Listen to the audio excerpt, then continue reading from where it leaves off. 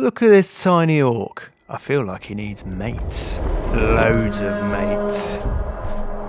Now, come on, mate, send the legions that way, please. Grashing it, you need to keep them in line, do you know what I mean? You've got no chance against the dwarves, that kind of attitude. Do you know what? Lording over legions of orcs, it seems like it's going to be quite fun. It's actually quite dull. You know, lots of administrational tasks, got to keep them all in line, you know, got to keep the armour from rusting.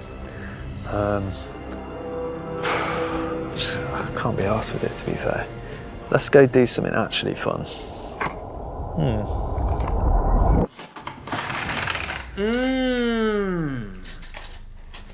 Sprues. Wargames Atlantic very kindly sent me these plastic orcs on sprue, tiny 10mm ones. This box retails at £30 and I think it's a great deal for all this stuff. Look at this stuff, pause it and just read how much stuff you get in there. Look at that. Clippers, mould line remover, and let's treat ourselves to some clipping. It's actually been a while since I've had to clip things and remove mould lines, but I actually really enjoyed it. So, you know, there. Oh, is he playing a bagpipe? Funky Jeff, mate. No, obviously he's not playing a bagpipe. And what's a bagpipe? Anyway, it's bagpipes. I was very tired when I was doing that, to be fair, in my defence. Clipping was a breeze and the mould lines are very minimal. Now we have one of each of all of the different things that you get in the set. Okay, so let's batch those. Yeah, those ones. Yeah. Yeah. Nice. Time to prime. To make things far easier for ourselves across the board, we're going to make these priming sticks, and to do so you can get any bit of wood. I'm using bits of plastic here, and then I'm putting double-sided sticky tape on them so that I can stick all of these little orc tabs on them ready for priming. This especially helps with the technique that we're going to be using first. Firstly, I'm going to spray them black. Lovely. Jubbly. Secondly, we're going to spray them white from above, and this is called a zenithal prime. Now, usually I'd use my airbrush, but last time I broke it. After zenithal priming in the zenith of the day, it was midday, I think, probably.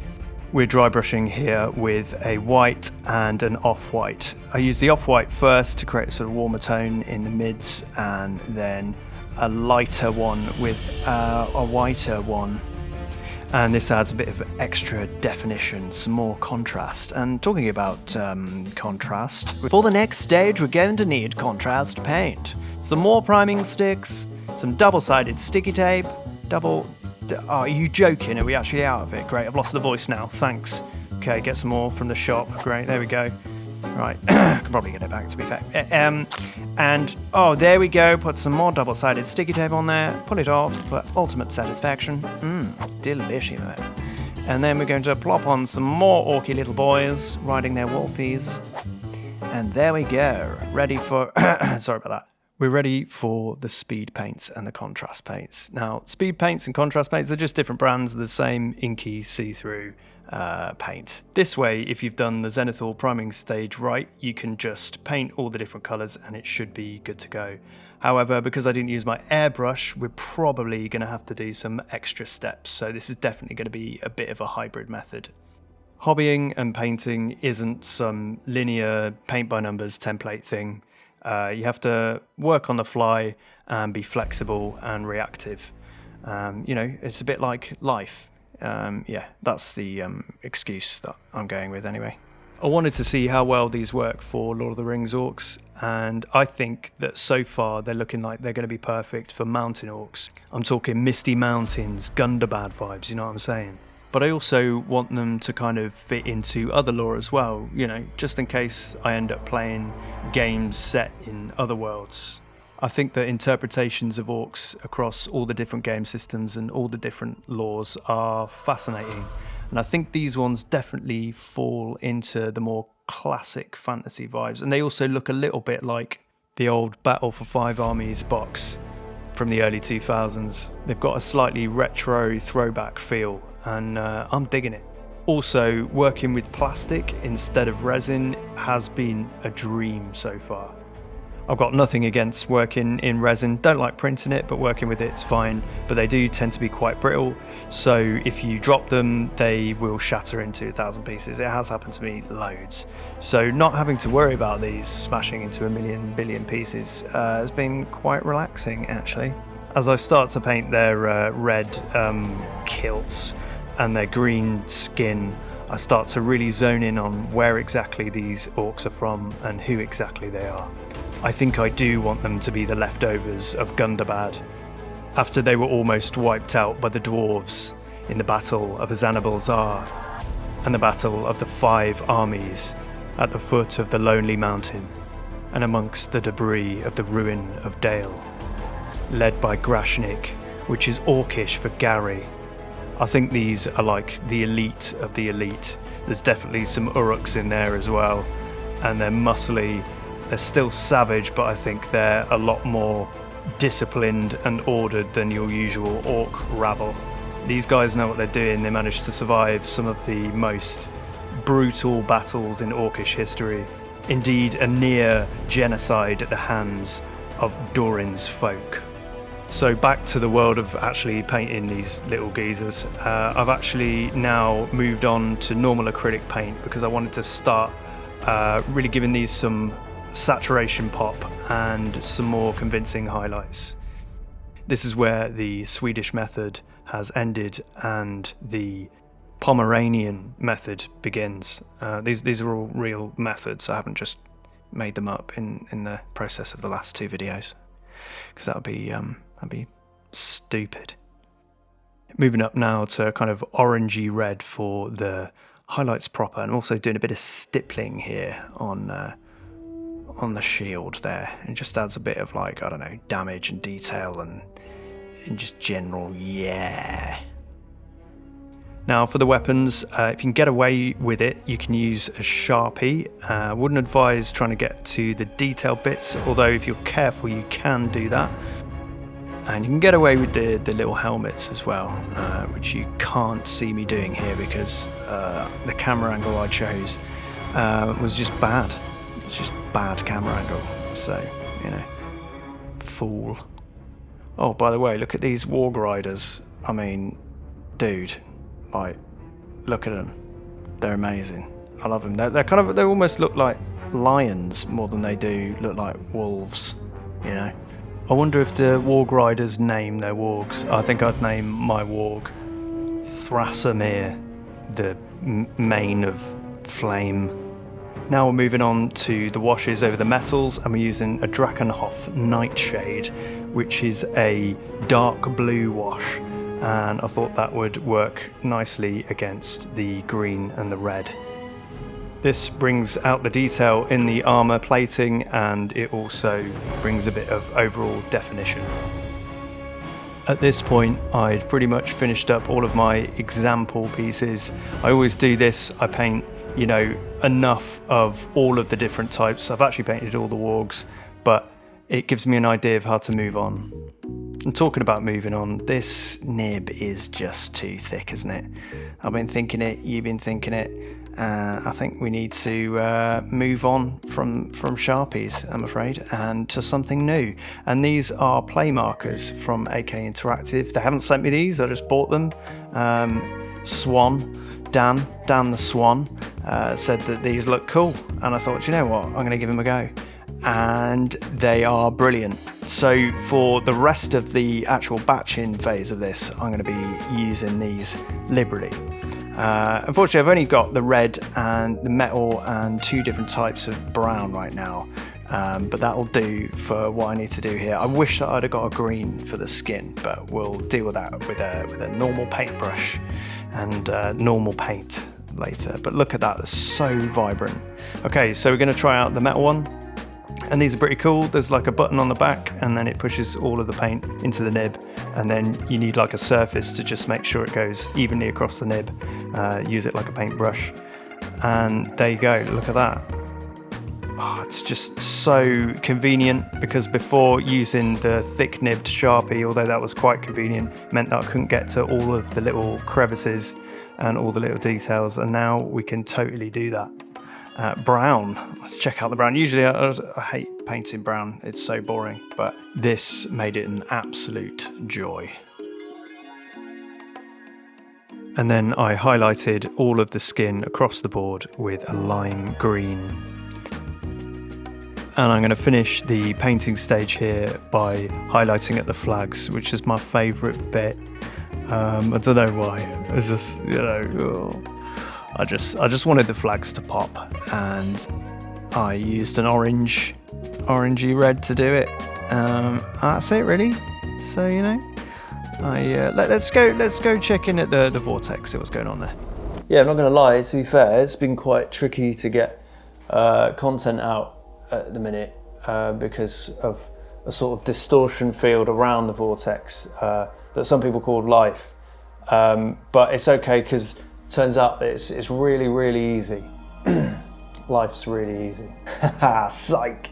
Just kidding. It's hell. It's actual hell. But one thing that keeps me motivated on my Patreons, these guys, the Vortexians, they're a growing community of creative, passionate nutcases, and they're fantastic, and they keep me going. There's lots of exciting things that I would like to do on the channel this month. There are a few things, like I say, happening outside of the vortex in the life field that might get in the way of that. But I'm really hoping to do an exciting collaboration, a few exciting collaborations, at least over the next few months. I'm not gonna lie, it is getting harder and harder to do the channel at the minute. So this month I'd like to do a really big push. Anyone who's interested in checking out the Patreon, there is a prize giveaway every month. I give something away every month. I've done a wizard's hat, I've done a witch king, some Rohan houses, some Osgiliath ruins. I've also got my affiliate links that give a kickback to the channel, which is massively helpful, and it gets you some awesome minis. And there's a link here for Wargames Atlantic. Both of these do amazing 10mm miniatures. Last time I did the Horse Lord Tomorrow-K minis, they're just perfect for Rohan. And if you'd like to get yourself some 10mm orcs from Wargames Atlantic, or any of the other historicals, honestly, I'm so tempted by historicals. Don't tempt me further. Just the fact that people want to watch these videos, and some people even like and comment and maybe even subscribe to this channel. I never thought that would happen, so I'm so grateful for all of that. Exactly. Do you know what I mean? Just chill out, man. Just relax. I'm relaxed, as far as you know. Anyway, got things to do, innit? Loads of things to do, probably. Bye. So now we're going to find our peace of mind with a little bit of calming basing. So we're going to need our bases first, clip those. Then don't forget to mix the water in the bird bath with a stick, and then imagine that you're that leaf. Totally at the whims of the cosmic tides. And now removing some seam lines, and then look at the bamboo leaves. Just look at the blue sky behind the bamboo leaves, and everything's fine. Everything's fine. Now remove a little bit of the extra stuff with this file, and then continue to clip. Stare at the complexity of this bird and think about how it relates to you and the entire world and everything you've ever done, and then use this little bit of old sandpaper to get rid of any of the extra bits left over on the base. And don't forget to appreciate the beauty of these luscious flowers, all the things that orcs hate, and that we can appreciate as human beings. Moving on to this very cheap brown that you bought from the range and you thought would be fine. Spray it down, it's going to be fine. There it is, brown. It's going to be brown. It's definitely, no, it's yellow. It's yellow. It's yellow. Okay, it's fine. It's fine. Just lie in the grass, have a word with yourself. It's going to be fine. Everything's fine. Stay calm. It's fine. We're going to dry brush on / stipple on some brown, and that's fine. Now it's time to glue these little bad boys onto their lovely bases, and they're just going to have a lovely time sitting there forever on their bases. It's good to take a little bit of time first to kind of arrange these on the bases and make sure that they all fit. It's quite cool having tabs that have 2 and 1 and 4. It means that you can array these in some very interesting ways, like that one there. And we've got little bits of cork bark, and they're great for rocks and stones. So we're going to stick some of those on there too. And we're going to paint those later. Look at this little guy. Gary. Alright, so we've got some dried dirt that's been put in an oven to get all the nasties out. Some green bits, some red bits, and some brown bits for leaves, and some green stuff. And we're going to start with some PVA glue, and we're going to get this stuff glued to these bases. This is where things really start coming together. They're really not done until they're based. So now I'm going to dip it in the dried dirt once the PVA is on, and it sticks down nicely.